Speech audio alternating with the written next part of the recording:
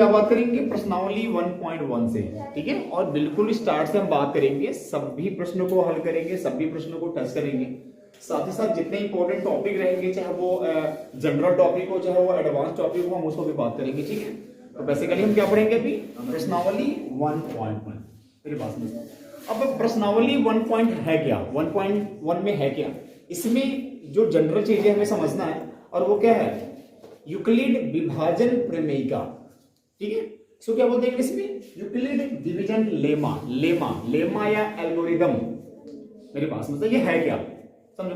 तो ये होता है यूक्लिड डिवीजन लेमा। यूक्लिड में से एक यूक्लिड थे, यूक्लिड एक वैज्ञानिक, मतलब एक हमारे गणितज्ञ थे, ठीक है। डिवीजन मींस भाग है, और लेमा मतलब पद्धति, या बोलेंगे मतलब एल्गोरिदम मींस पद्धति, यानी कि उन्होंने भाग को जो था ना, यूक्लिड ने क्या किया था, मैंने सुनी, यूक्लिड ने क्या किया था कि जो भाग है, जो डिवीजन है, जो डिवाइड है, उन्होंने उसको लेमा में चेंज किया था। मतलब लेमा मतलब एक पद्धति बनाया था, और पद्धति हमारी क्या है, समझना कि a बराबर BQ प्लस R, ये है क्या, थोड़ी सी हम डीपली इसको समझने का प्रयास करेंगे, ठीक है।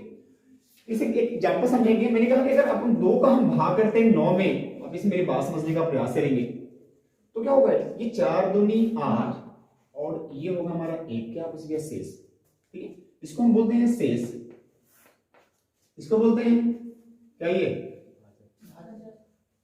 भाजक, और ये बीच वाला हमारी क्या है, भाज्य, और ये क्या है, भागफल, है मेरी बात समझ, ठीक है। इक्विवेलेंट है, ये क्वोशिएंट है, ये रिमाइंडर है, और ये डिवाइजर है। यानी ये क्या होता है हमारा, जो ये हमारा भाज्य है, ठीक है, ये हमारी क्या है, भागफल है, ये शेषफल है, और ये हमारी क्या है, भाजक है। क्लियर है, वो क्लियर नहीं है। अब समझो, हमने बचपन से क्या पढ़ा कि जो भाज्य हमारी क्या होता है, वो होता है कि क्या होता है, भाजक गुणे भागफल प्लस क्या होता है हमारा शेष। हमने यही पढ़ा है, हमने आज तक यही पढ़ा है, ठीक है। अगर इसको हम इंग्लिश में लिखने का प्रयास करेंगे तो क्या होगा, हमारा होगा क्वोशिएंट बराबर क्वाड्रिएंट इनटू क्या, वही कर लीजिए, मतलब ठीक है, डिवाइडेड बराबर क्या होगा, divisor into quotient into remainder, remainder हो गया ना। इसको हम लिखने का प्रयास करें, क्या होगा, डिवाइजर इनटू डिवाइडेड, डिवाइजर क्या होगा हमारा, डिवाइडेड हमारे क्या होगा, बराबर होगा, किससे बराबर होगा, डिवाइजर और जो क्वोशिएंट है उसका मल्टीप्लाई, और प्लस हम क्या करेंगे, r को जोड़ देंगे, जो हमारा रिमाइंडर होगा। ये हमने बचपन से पढ़ा। लेकिन यहाँ पे समस्या क्या था कि जो दोनों क्या होगा, हमारा डी हो जा रहा है। तो यहाँ पे उन्होंने क्या किया, जो थे ना हमारा जो यूक्लिड थे, उन्होंने क्या किया कि उन्होंने जो हमारा भाज्य है उसको क्या मान लिया, a मान लिया, और जो भाज्य क्या मान लिया, b मान लिया, ठीक है। तो ये हमारे क्या मान लिया, a बराबर BQ प्लस R, और यही हमारे का है यूक्लिड डिवीजन लेमा का क्या फार्मूला है। ये बिल्कुल याद कर लोगे। यहाँ हमारी क्या है, ये क्या है, ये हमारा भाज्य है, ये क्या है, भाजक है, ये भागफल है, और ये शेषफल है। अब यहाँ पे कुछ कंडीशन है, ये कोई मतलब कंडीशन बड़ा जनरल है, आप बचपन से जान रहे हो। अब यहाँ बोल रहा है कि जो R की वैल्यू है, इसको ध्यान से दोगे, जो R की वैल्यू है इसको आपको समझना है। ये R की वैल्यू रिमाइंडर की वैल्यू क्या होता है, या तो क्या होगा, जीरो से लेकर कहां तक होगा, हमारा भागफल से जो b है, यानी कि हमारा क्या, हमारा भाजक है, उससे कम होगा। यानी कि 0 से लेकर भागफल के बीच में होगा। 0 हो सकता है, 0 हो सकता, अगर यहाँ पे होता 10 होता, तो अगर हम 2 से डिवाइड करते तो हमारे नीचे 0 आता। 0 पॉसिबल है, लेकिन ये कभी पॉसिबल नहीं है कि क्या होगी, 2 से हमारा क्या हो जाए, बड़ा है। R की वैल्यू कभी 2 से बड़ा, मतलब R की वैल्यू हमारी क्या होगी, b से बड़ा कभी नहीं होता है। क्योंकि आप कल्पना कर लो कि यहाँ पे कभी होता है कि शेषफल 2 आ सकता है, क्या नहीं आएगा, क्योंकि ऑलरेडी जब हम 2 से भाग करेंगे तो शेषफल 2 कहां से आएगा, ठीक है। तो ये कंडीशन समझो कि जो R की वैल्यू होगी वो या तो 0 होंगी, और क्या होंगे, b से कम होंगी। हर कंडीशंस में कहीं भी आप भाग करोगे, और यही क्या हमारा ये यूक्लिड डिवीजन लेमा है या एल्गोरिदम है।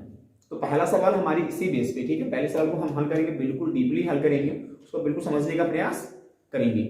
आई समझ में, बोलो किसी को दिक्कत इसमें, ठीक है। तो फॉर्मूला एक बार फिर समझ लोगे, क्या होगा, a बराबर BQ प्लस R होगा। बिल्कुल इस सवाल को आप ध्यान समझने का प्रयास करेंगे। पहला सवाल हमारे क्या है कि हमें इसको क्या करना है, HCF निकालना है, हाईएस्ट कॉमन फैक्टर निकालना है। But the condition is that कि with the help of the Euclid division lemma, यानी कि यूक्लिड डिवीजन लेमा, हिंदी में क्या बोलेंगे, यूक्लिड विभाजक प्रमेयिका का प्रयोग करके हमें क्या करना है, इसका एचसीएफ निकालना, यानी कि मौसो निकालना। मेरी बात समझना, सवाल क्या हमारा 135 और 225 के बीच का हमें क्या निकालना है, मौसो। ये मालूम मौसो क्या होता है, मौसम मतलब होता है कि कॉमन फैक्टर, जो दोनों के बीच का क्या होगा, कॉमन फैक्टर होगा, ठीक है, उसे क्या बोलेंगे, मौसम बोलते हैं। समझ गए, ठीक है।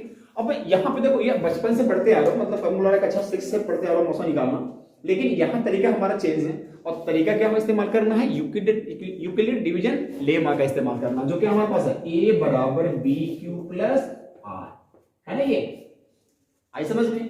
तो सबसे आसान तरीका मैं बताऊंगा, मेरी बात समझना, मतलब बोर्ड एग्जाम में प्रश्न मतलब आया भी है, घाटा भी बहुत ज्यादा है, करेंगे क्या हम बोर्ड एग्जाम।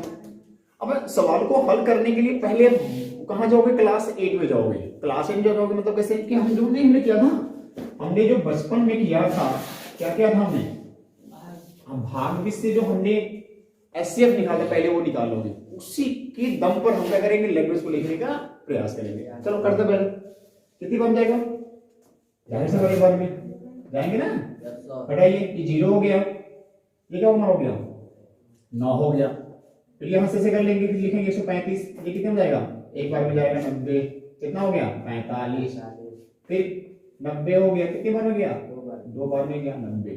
यानी कि हमने यहां देखा कि हमारा जो एचसीएफ है वो क्या आ गया, 45। क्लियर।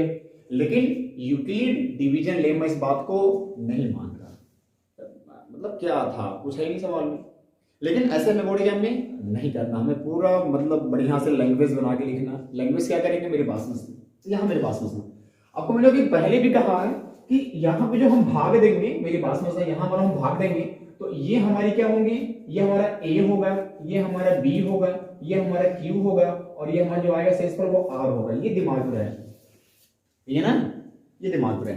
अब देखो, अब इसका मतलब हमने देखा कि भाग किससे करेंगे, छोटे वाले से। तो पहले डिसाइड करेंगे ना कौन सा हमारा डिवाइडेंट है, कौन सा हमारा डिवाइजर है, यानी ए कौन सा है, बी कौन सा है। हम ए या बी की बात करेंगे, तो यहां हमने देखा कि 135 हमारी क्या है, छोटी किसी 225। क्लियर है। तो यहाँ पे हमने क्या मान लिया, ए हमारी क्या हो जाएंगे 225 और बी हमारी क्या हो गया 135। क्लियर हो गया, ये पक्का क्लियर, क्लियर कर लिया ना, यानी हमको ए मिल गया और हमको बी मिल गया। अब देखेंगे कि यूक्लिड डिवीजन लेमा यानी कि यूडीएल, सुनो तो साफ में, यूक्लिड डिवीजन लेमा का प्रयोग करने पर मेरी बात समझेंगे, करिए प्रयोग, समझ गए नहीं।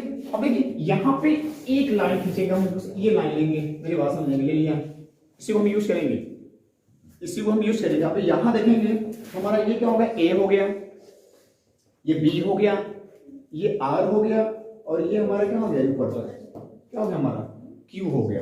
चेंज करिए, तो 225 बराबर लीजिएगा 135 गुणे 1 प्लस 90।